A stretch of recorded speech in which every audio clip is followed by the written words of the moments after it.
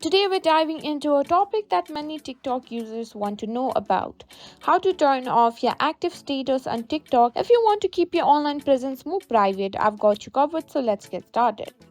First, let's briefly discuss what active status is. When enabled, your followers can see when you are online and active on TikTok. While these features can enhance connectivity, some may prefer to keep this information private.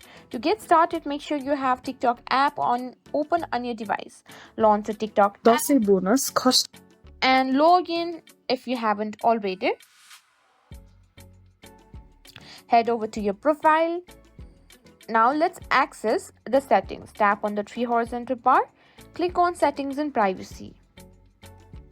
Now go to privacy. And here you can find activity status. Simply toggle it off. And that's all there is to it. You've successfully turned off your active status on TikTok.